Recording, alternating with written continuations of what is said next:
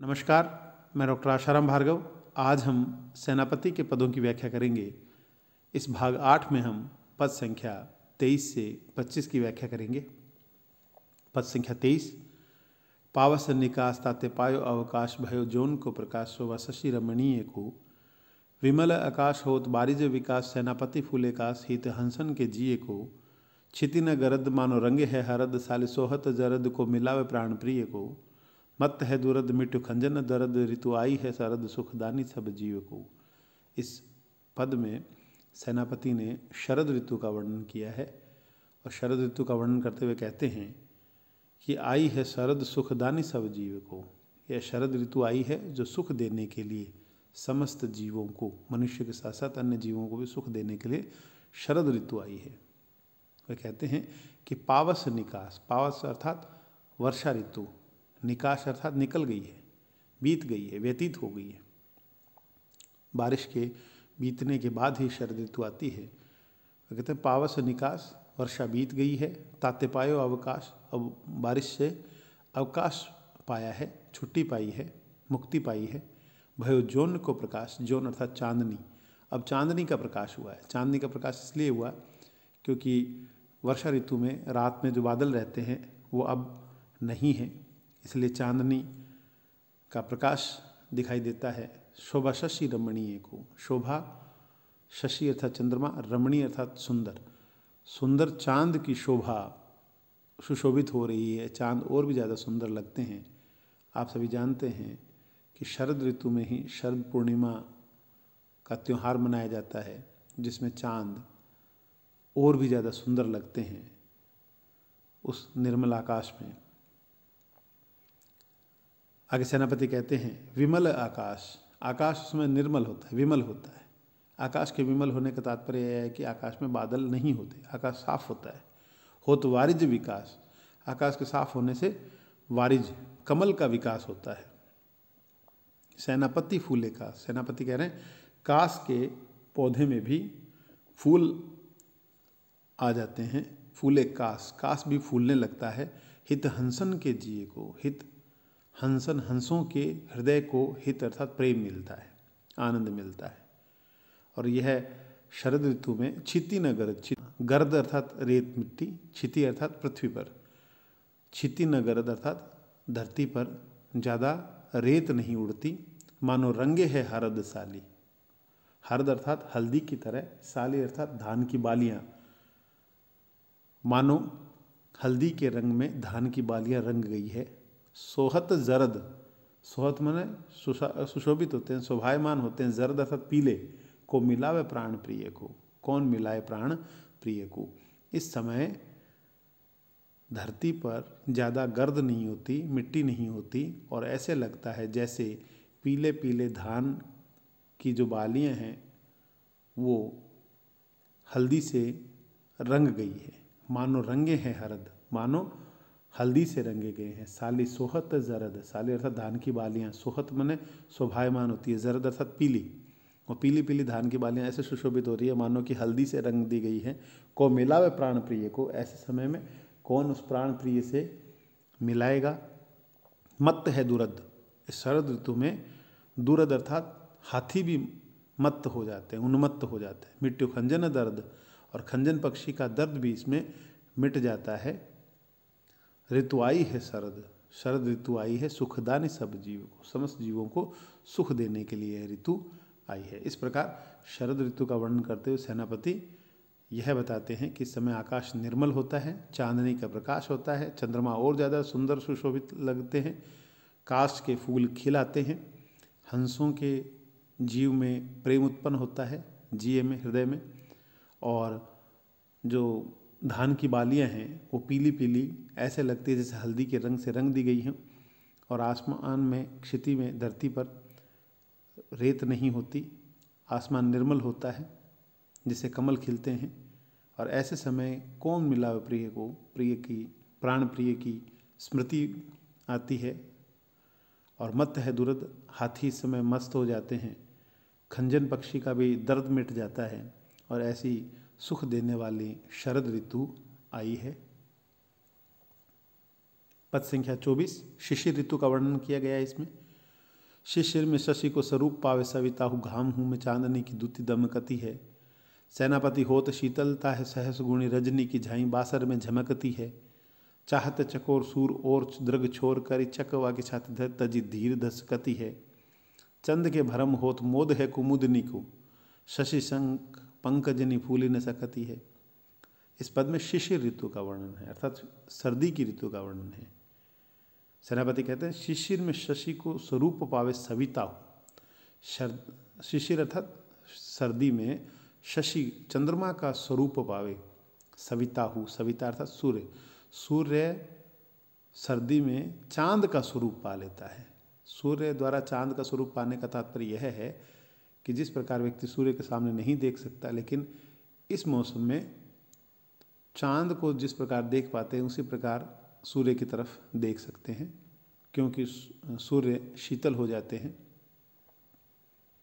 दो अर्थों में सूर्य के समान, सूर्य जो है चंद्रमा के समान हो जाते हैं, एक तो शीतलता के संदर्भ में और एक दूसरी तरफ उनके सामने देख पाने के संदर्भ में। तो शिशिर में सर्दी में शशि को स्वरूप चंद्रमा का स्वरूप धारण कर लेते हैं सविताहु सूर्य। और घाम हूँ में, घाम अर्थात धूप में चांदनी की दूती दमकती है। धूप ऐसे लगती है जैसे चांदनी की चमक। घाम हूँ में, धूप में चांदनी की चमक दमकती है, चमकती है। चांदनी की दूती अर्थात रोशनी चमकती है। सेनापति कहते हैं होत शीतलता है सहस गुनी। सर्दी की ऋतु में शीतलता अर्थात ठंडक सहस गुनी हो जाती है, 1000 गुनी हो जाती है। और रजनी की झाई बासर में झमकती है। रजनी रात की, झाई अर्थात छाया, बासर अर्थात दिन में झमकती है। दिन में ऐसे लगता है जैसे रात हो गई है। रात की छाया दिन में ही रहती है। चाहत चकोर सूर और द्रग छोर करी। चाहत चकोर, चकोर जो है, जो चांद को देखता है, वो सर्दी की ऋतु में सूर्य को देखता रहता है। तो चाहत चकोर, चकोर चाहता है, सूर और द्रग छोर करी, सूर्य की ओर द्रग छोर मतलब नज़र करके, द्रग अर्थात आँखें, छोर मने किनारे, आँखों किनारे अर्थात आँखें सूर्य की तरफ करके चकोर देखता रहता है, क्योंकि वो समझता है ये चांद है।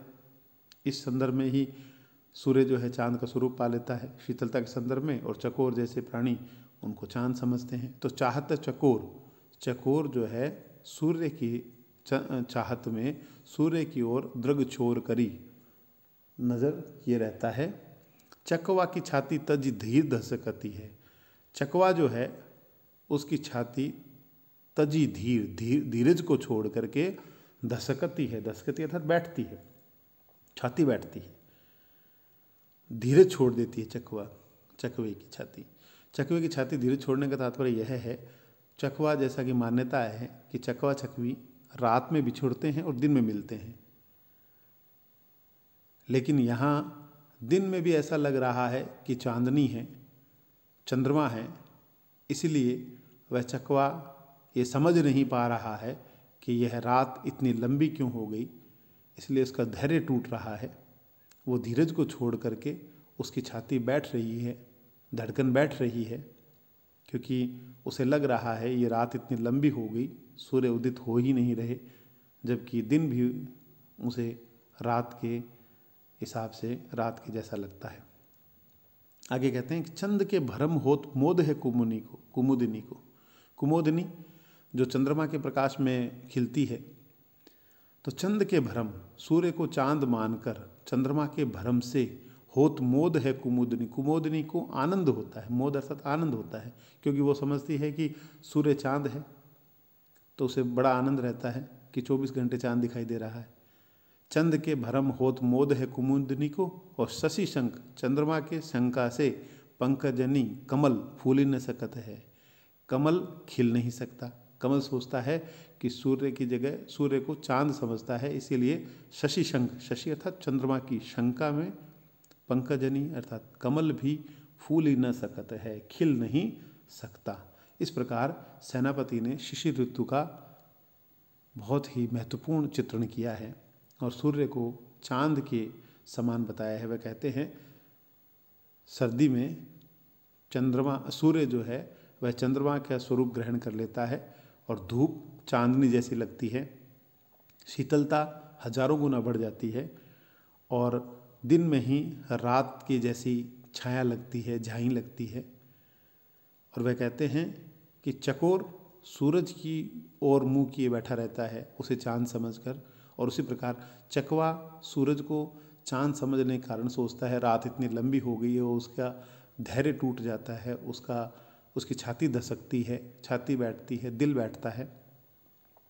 और चांद के भरम से कुमोदनी को आनंद होता है, वो खिली रहती है, और जबकि उसी सूर्य को चांद समझ करके उस शंका से कमल खिल नहीं पाते। इस प्रकार इस पद में शिशिर ऋतु का वर्णन किया गया है। पद संख्या 25 वसंत ऋतु का वर्णन है इसमें कि वरन वरन तरु फूले अपवन वन सोई चतुरंग संग दल लहियतु है। बंदी जी में बोलत विरद वीर कोकिल है, बंदी जी में बोलत विरद वीर कोकिल है, गुंजत मधुप गान गुण गहियतु है। आवे आसपास पुहपन की सुबास। पद संख्या 25 इसमें वसंत ऋतु का वर्णन किया गया है। बरन बरन तरु फूले उपवन वन सोई चतुरंग संग दल लहियतु है। बंदी जी में बोलत विरद वीर कोकिल है, गुंजत मधुप गान गुण गहियतु है। आवे आसपास पुहपन की सुबास सोई, सौंधे के सुगंध मान सने रहियतु है। शोभा को समाज सेनापति सुख साज, आज आवत वसंत ऋतुराज कहियतु है। इस पद में ऋतुराज वसंत का वर्णन किया गया है। वसंत को ऋतुओं का राजा कहा जाता है। जिस प्रकार एक राजा के स्वागत में सजावट होती है या राजा के साथ साथ उनके अनुयायी आते हैं, उसी प्रकार वसंत ऋतु के साथ साथ उसके अनुचर या अनुयायी आ रहे हैं। वसंत को राजा मानते हुए सेनापति ने वर्णन किया है कि वर्ण वर्ण तरु फूले उपवन वन। उपवन में और वन में वर्ण वर्ण रंग रंग के तरु पेड़ फूले मन खिल रहे हैं। अर्थात वन में और उपवन अर्थात वाटिका में अलग अलग रंगों के पेड़ों पर फूले अर्थात प्रफुल्लित हैं, खिले हुए हैं, या पेड़ों पर अलग अलग तरह के फूल खिले हुए हैं। सोई चतुरंग संग दल लहियतु है। सोई मन वही अर्थात ऋतुराज वसंत, चतुरंग संग चतुरंगिणी सेनाओं को साथ लेकर, दल अर्थात सेना, लहियतु है लाए हैं। कहने का तात्पर्य यह है जब राजा आते हैं तो उनके साथ चतुरंगिणी सेना आती है। उसी प्रकार जब वसंत ऋतु आती है तो तरह तरह के फूल खिलते हैं, तो ऐसा लगता है जैसे अपनी सेना को लेकर ही आए हैं। बंदी जिमी बोलत, बंदी अर्थात जो प्रशस्ति गाने वाले, जिस प्रकार राजा के आगे आगे उनके प्रशस्ति गाने वाले चलते थे, उसी प्रकार इस ऋतुराज वसंत के आगे बंदी जिमी, जिमी मैंने जैसे, बोलत विरद वीर कोकिल, विरद मैंने यश का गान करते हैं, वीर कोकिल कोयल, जैसे राजाओं के आगे चलने वाले प्रशस्ति करने वाले व्यक्ति राजाओं के यश का वर्णन करते थे, इसी प्रकार ऋतुराज वसंत के यश का वर्णन करने के लिए कोयल बोलती है। बंदी जिमी बोलत, बंदी अर्थात प्रशस्ति गाने वालों की जिमी मन एक तरह है, बोलत मन बोलते हैं, विरद मन यश का वर्णन कोयल करती है। तो कोयल का कूकना ऐसे लगता है जैसे वसंत ऋतु का यश का वर्णन कर रही है। और गुंजत मधुर गान गुण गहियत है, उसी प्रकार प्रशस्ति गाने वालों की तरह गुंजत मधुप भंवरे गुंजारमान कर रहे हैं, मधुपन भंवरे, गान गुण गहियत है, गुणगान करते हैं, गहियत न ग्रहण करते हैं, गुणगान ग्रहण करते हैं। वे भी अपने गुंजार के साथ साथ मानो ऋतुराज वसंत के गुणगान कर रहे हैं। आवे आसपास पुहपन की सुबास, वसंत ऋतु में आसपास पुहपन अर्थात पुष्पों की, फूलों की खुशबू आती है। सोई उसी सौंधे के सुगंध, और उसी सुगंध के सहारे मांझ सने रहियतु है, उसी सुगंध में सने अर्थात भरे रहते हैं। सारा समाज उस सुगंध से युक्त हो जाता है, वातावरण सुगंध से युक्त हो जाता है, उसमें सन जाता है। शोभा को समाज अर्थात समाज शोभा को सजाए हुए है। सेनापति सुख साज, सेनापति कहते हैं सुख को सजाने के लिए आज आवत वसंत ऋतुराज कहियत है। मानो ऋतु के राजा वसंत आ रहे हैं। आवत वसंत, आते वसंत आ रहे हैं, जिनको ऋतुराज कहा जाता है। इस प्रकार राजा के स्वागत में जिस प्रकार सजावट की जाती है, उसी प्रकार वसंत जब आता है तो उसके साथ साथ उसके उल्लास के लिए, आनंद के लिए पूरा वातावरण तैयार होता है। वह कहते हैं वर्ण वर्ण रंग रंग के, उपवन और वन में रंग रंग के फूल खिले हैं, और वही उनकी चतुरंगिणी सेना है। वही उनकी वह सोई मन वही चतुरंग संग, चतुरंगिणी सेना संग, साथ में, दल अर्थात सेना, लहिए तो लिए रहते हैं, दिखते हैं। और जिस प्रकार प्रशस्ति गाने वाले, प्रशंसा करने वाले, उनकी तरह कोयल बोल रही है, और भंवरे भी गुंजार ऐसे ही कर रहे हैं जैसे ऋतुराज वसंत के गुणगान कर रहे हों। जब वसंत के ऋतुराज आते हैं तो चारों तरफ तरह तरह के फूलों की खुशबू फैल जाती है, और उस खुशबू में सने रहते हैं, प्रकृति सनी रहती है, प्रकृति भरी रहती है। और कहते हैं कि शोभा को समाज सुशोभित हो रहा है। सेनापति सुख साज, सेनापति कहते सुख को सजाने के लिए आज आवत वसंत, वसंत आ रहे हैं, जिनको लोग ऋतुराज कहिए थे, जिनको ऋतु का राजा कहा जाता है। इस प्रकार वसंत ऋतु के स्वागत में, राजा के स्वागत में प्रजा द्वारा अनेक प्रकार के सौंदर्य परक चीज़ें और अनेक प्रकार के साज सज्जाओं का जो साज सज्जाएँ की जाती है, उसी का चित्रण करते हुए वसंत को ऋतुराज कहा है। इस प्रकार इन पदों में सेनापति ने ऋतु वर्णन की है। धन्यवाद।